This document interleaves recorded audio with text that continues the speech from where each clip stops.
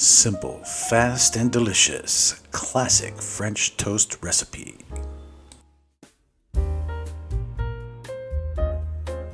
Hello, and welcome to Uncle Bill's Kitchen.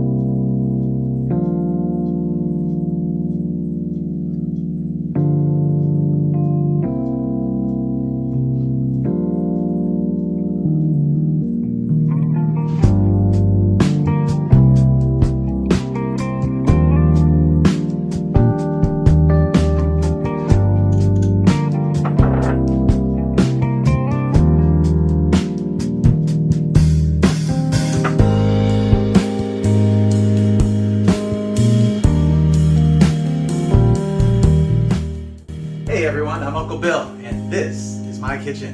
Thanks for stopping by today. I hope you really enjoyed today's episode for French toast. I really enjoyed making it. It was so delicious to eat. Strawberries, cinnamon, oh, so good. Hey, if you liked today's episode, please make sure to hit that like button. And don't forget to subscribe. It helps our channel a lot, it costs you absolutely nothing, and it lets the YouTube algorithm know Uncle Bill's Kitchen's where it's at.